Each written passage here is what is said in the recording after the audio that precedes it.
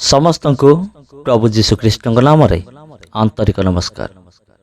ପ୍ରିୟ ବନ୍ଧୁଗଣ, ଆଜିର ଭିଡ଼ିଓ ବହୁତ ଇଣ୍ଟରେଷ୍ଟିଂ ଅଟେ। ହୁଏତ ଏମିତି ଭିଡ଼ିଓ କେହି ଆଗରୁ ବନେଇ ନଥିବେ ଯେ ଭାରତ ସ୍ୱାଧୀନତା ହେବା ପଛରେ ପ୍ରଭୁ ଯୀଶୁଖ୍ରୀଷ୍ଟଙ୍କର ଲୋକମାନଙ୍କର ଅର୍ଥାତ୍ ଖ୍ରୀଷ୍ଟିଆନ ଲୋକମାନଙ୍କର ହିଁ ହାତ ଅଛି। ପବିତ୍ର ବାକ୍ୟ ବାଇବେଲର ହାତ ଅଛି ଆଉ ଖ୍ରୀଷ୍ଟ ଧର୍ମର ହାତ ଅଛି। ତେବେ ପ୍ରିୟ ବନ୍ଧୁଗଣ, ଭାରତ ସ୍ୱାଧୀନତା ହେବା ପଛରେ ଖ୍ରୀଷ୍ଟ ଧର୍ମର ହିଁ ସବୁଠାରୁ ପ୍ରମୁଖ ଭୂମିକା ରହିଅଛି।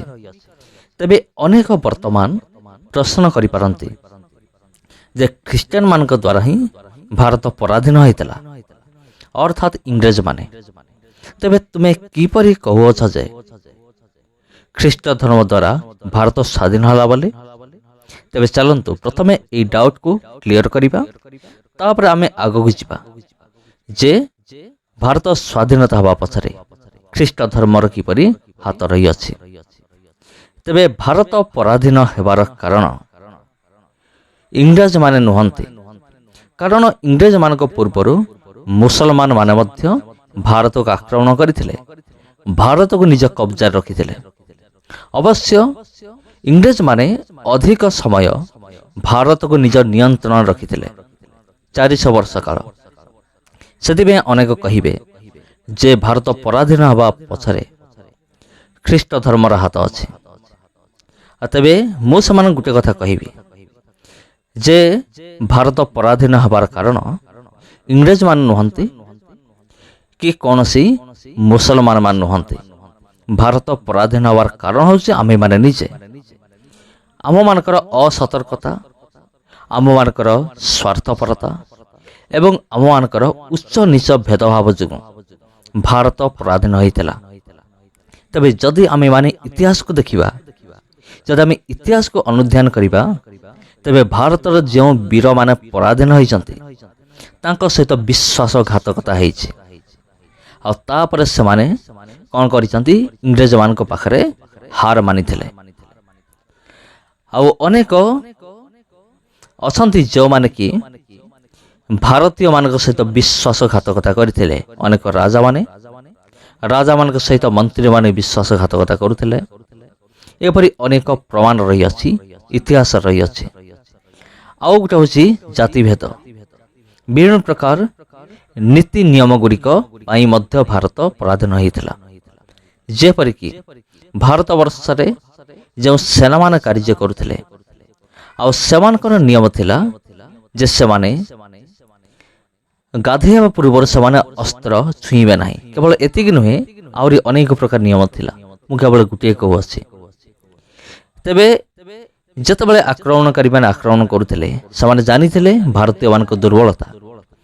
ସେମାନେ ସେମାନଙ୍କର ସ୍ନାନ କରିବା ପୂର୍ବରୁ ହିଁ ଆକ୍ରମଣ କରିଦେଉଥିଲେ ଅଧିକାଂଶରେ। ତେଣୁ ଯେହେତୁ ସେମାନେ ଅସ୍ତ୍ର ଛୁଇଁବେ ନାହିଁ, ସେଥିପାଇଁ ସେମାନେ କ'ଣ କରୁଥିଲେ? ଅସ୍ତ୍ର ଛୁଉଁନଥିଲେ, ବରଂ ସେମାନେ ପଳାୟନ କରୁଥିଲେ। ଏପରି ଅନେକ ବିଷୟ ରହିଅଛି। ତେବେ ପ୍ରିୟ ବନ୍ଧୁଗଣ, ଭାରତ ପରାଧୀନ ହେବା ପଛରେ ସବୁଠାରୁ ମୁଖ୍ୟ କାରଣ ହେଉଛୁ ଆମ୍ଭେମାନେ ସମସ୍ତେ। ଆମେମାନେ ନିଜେ ଆମମାନଙ୍କର ଦୁର୍ବଳତା ପାଇଁ ଭାରତ ପରାଧୀନ ହୋଇଥିଲା। କିନ୍ତୁ ଏହି ଭାରତକୁ ସ୍ୱାଧୀନତା ଦେବା ପଛରେ ଅନେକ ବୀରମାନେ ସେମାନେ ମୁଖ୍ୟ ଭୂମିକା ସେମାନେ ଗ୍ରହଣ କରିଥିଲେ। ଆଗେ ସେମାନଙ୍କ ବିଷୟ ଦେଖିବା, ତାପରେ ଦେଖିବା ଯେ ଭାରତ ସ୍ୱାଧୀନତା ହେବା ପଛରେ ଖ୍ରୀଷ୍ଟ ଧର୍ମର କିପରି ଭୂମିକା ରହିଅଛି। ଭାରତର ସ୍ୱାଧୀନତା ସଂଗ୍ରାମୀମାନଙ୍କ ମଧ୍ୟରେ ପ୍ରଥମେ ଆସିବେ ସୁଭାଷ ଚନ୍ଦ୍ର ବୋଷ। ଆଉ ଜନ୍ମ 23 ଜାନୁଆରୀ 1847, ମୃତ୍ୟୁ 18 ଅଗଷ୍ଟ 1945। ସେ ଥିଲେ ଜଣେ ପ୍ରେସିଡେଣ୍ଟ ଥିଲେ ଅଲ୍ ଇଣ୍ଡିଆ ଫରୱାର୍ଡ ବ୍ଲକର। 22 ଜୁନ 1939ରୁ 16 ଜାନୁଆରୀ 1941 ପର୍ଯ୍ୟନ୍ତ। ଆଉ ଇଣ୍ଡିଆନ୍ ନ୍ୟାସନାଲ ଆର୍ମିରେ ସେ ସେକେଣ୍ଡ ଲିଡର ଥିଲେ। 4 ଜୁଲାଇ 1943ରୁ 18 ଅଗଷ୍ଟ 1945। ଆଉ ଇଣ୍ଡିଆନ୍ ନ୍ୟାସନାଲ କଂଗ୍ରେସର ସେ ପ୍ରେସିଡେଣ୍ଟ ଥିଲେ 18 ଜାନୁଆରୀ 1938ରୁ 29 ଏପ୍ରିଲ 1939। ଆଉ ସେ କଲିକତାର ପଞ୍ଚମ ମେୟର ଥିଲେ 22 ଅଗଷ୍ଟ 1930ରୁ 15 ଅଗଷ୍ଟ 1931। ଆଉ ତାଙ୍କର ମୃତ୍ୟୁ ବିମାନ ଦୁର୍ଘଟଣାରେ ହେଇଥିଲା। ଆଉ ସେ ଆଜାଦ ହିନ୍ଦ ଫୌଜ ସେ ଗଠନ କରିଥିଲେ। ଆଉ ତାଙ୍କର ସ୍ଲୋଗାନ ଥିଲା ତୁମେ ମୋତେ ରକ୍ତ ଦିଅ ମୁଁ ତୁମକୁ ସ୍ୱାଧୀନତା ଦେବି। ତା ଅର୍ଥ ହେଉଛି ସୁଭାଷ ଚନ୍ଦ୍ର ବୋଷ ଅହିଂସା ନୀତିରେ ବିଶ୍ୱାସ କରୁନଥିଲେ। ତାଙ୍କ ନୀତି ଥିଲା ହିଂସା ନୀତି ଆଉ ରକ୍ତ ବହେଇବା ନୀତି। ଏ ସମସ୍ତ ନୀତି ତାଙ୍କର ଥିଲା। ଆଉ ଆମେ ଦେଖିବା ଜବାହରଲାଲ ନେହେରୁ ଆଉ ଜନ୍ମ 14 ନଭେମ୍ବର 1899 ଆଉ 27 ମେ 1964। ଆଉ ସେ ମଧ୍ୟ ସ୍ୱାଧୀନତା ସଂଗ୍ରାମ ପାଇଁ ଆଉ ସେ ସଂଘର୍ଷ କରିଥିଲେ। ଆଉ ସେ ଇଣ୍ଡିଆନ୍ ନ୍ୟାସନାଲ କଂଗ୍ରେସର ଜଣେ ପ୍ରେସିଡେଣ୍ଟ ଥିଲେ। ଆଉ 1912ରେ ସେ ସ୍ୱାଧୀନତା ସଂଗ୍ରାମରେ ଯୋଗ ଦେଇଥିଲେ। ଲାଲା ଲଜପତ ରାୟ ଯାହାଙ୍କୁ ପଞ୍ଜାବର ସିଂହ ବୋଲି କୁହାଯାଏ, ଆଉ ଜାନୁଆରୀ 23, 1865ରୁ ଆଉ 1928 ମସିହା ପର୍ଯ୍ୟନ୍ତ ତାଙ୍କର ସମୟକାଳ ଥିଲା। ଆଉ ସେ ଜଣେ ମେମ୍ବର ଥିଲେ ଇଣ୍ଡିଆନ୍ ନ୍ୟାସନାଲ କଂଗ୍ରେସର। ତାପରେ ବାଲ ଗଙ୍ଗାଧର ତିଲକ 23 ଜୁଲାଇ 1856ରୁ 1 ଅଗଷ୍ଟ 1920। ସେ ଜଣେ ଲେଖକ ଥିଲେ, ସ୍ୱାଧୀନତା ସଂଗ୍ରାମୀ ଥିଲେ, ଆଉ ସେ ଜଣେ ପଲିଟିକାଲ ଲିଡର ଥିଲେ ଇଣ୍ଡିଆନ୍ ନ୍ୟାସନାଲ ପାର୍ଟିର। ତାପରେ ବିପିନ ଚନ୍ଦ୍ର ପାଲ 7 ନଭେମ୍ବର 1858ରୁ 20 ମେ 1932। ଆଉ ସେ ଜଣେ ଥିଲେ ବ୍ରିଟିଶ ଇଣ୍ଡିଆନ୍ ଥିଲେ, ଆଉ ସେ ମଧ୍ୟ ଇଣ୍ଡିଆନ୍ ନ୍ୟାସନାଲ କଂଗ୍ରେସର ଜଣେ ସଭ୍ୟ ଥିଲେ। ଆଉ ଏହାକୁ ଛାଡ଼ିଦେଲେ ଆହୁରି ଅନେକ ବୀରମାନେ ଅଛନ୍ତି, ଯେପରିକି ବାଜି ରାଉତ ଆଉ ବିର୍ସା ମୁଣ୍ଡା। ଏପରି ଅନେକ ଅଛନ୍ତି ବୀରମାନେ ଯେଉଁମାନେ କି ଭାରତର ସ୍ୱାଧୀନତା ସଂଗ୍ରାମରେ ସେମାନେ ଭାଗ ନେଇଥିଲେ ଏବଂ ଲଢ଼େଇ ମଧ୍ୟ କରିଥିଲେ। ଆଉ ଶେଷରେ ସେମାନେ ଜୀବନ ଦେଇଥିଲେ ଦେଶ ନିମନ୍ତେ। ବର୍ତ୍ତମାନ ଦେଖିବା ସବୁଠାରୁ ବହୁତ ଗୁରୁତ୍ୱପୂର୍ଣ୍ଣ ବିଷୟ ମହାତ୍ମା ଗାନ୍ଧୀଙ୍କ ବିଷୟରେ। ଆଉ ମହାତ୍ମା ଗାନ୍ଧୀଙ୍କୁ ଜାତିର ପିତା ବୋଲି କୁହାଯାଏ। ତାଙ୍କର ପୁରା ନାମ ହେଉଛି ମୋହନ ଦାସ କରମଚାନ୍ଦ ଗାନ୍ଧୀ। ଅକ୍ଟୋବର 2, 1869 ଜନ୍ମ ଆଉ ଜାନୁଆରୀ 30, 1948ରେ ତାଙ୍କର ମରଣ ହୋଇଥିଲା। ତାଙ୍କର ମୃତ୍ୟୁ କିପରି ହୋଇଥିଲା? ନାଥୁରାମ ଗଡ଼ସେ ନାମର ଜଣେ ବ୍ୟକ୍ତି ସେ ଫାୟାରିଂ କରି ବନ୍ଧୁକରେ ଗାନ୍ଧୀଜୀଙ୍କୁ ସେ ହତ୍ୟା କରିଥିଲା।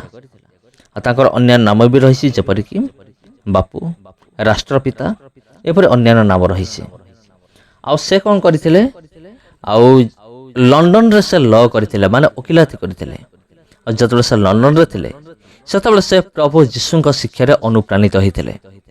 ଆଉ ସେ ଇଣ୍ଡିଆନ୍ ନ୍ୟାସନାଲ କଂଗ୍ରେସର ଜଣେ ଲିଡର ମଧ୍ୟ ଥିଲେ। ତାଙ୍କ ସ୍ତ୍ରୀଙ୍କ ନାଁ ଥିଲା କସ୍ତୁରବା। ତାଙ୍କର 4 ଜଣ ପିଲା ଥିଲେ, ଯେମାନଙ୍କ ନାମ ଥିଲା ହରିଲାଲ, ମଣିଲାଲ, ରାମଦାସ ଆଉ ଦେବଦାସ। ବାପାଙ୍କ ନାଁ ଥିଲା କରମଚାନ୍ଦ ଗାନ୍ଧୀ ଆଉ ମାଙ୍କ ନାଁ ଥିଲା ପୁତଲିବାଇ। ଏବେ ଦେଖିବା ଭାରତ ସ୍ୱାଧୀନତା ପଛରେ ଯୀଶୁଖ୍ରୀଷ୍ଟଙ୍କର କିପରି ହାତ ଅଛି, ଖ୍ରୀଷ୍ଟ ଧର୍ମର କିପରି ଭୂମିକା ରହିଅଛି। ତେବେ ମହାତ୍ମା ଗାନ୍ଧୀ ଅହିଂସା ନୀତି ମହାତ୍ମା ଗାନ୍ଧୀଙ୍କର ଅହିଂସା ନୀତି ପାଇଁ ଭାରତ ସ୍ୱାଧୀନ ହୋଇଥିଲା। ଏହି ଅହିଂସା ନୀତି ସେ କେଉଁଠୁ ଶିଖିଥିଲେ? ଏହି ଅହିଂସା ନୀତି ସେ ବାଇବେଲରୁ ଶିଖିଥିଲେ।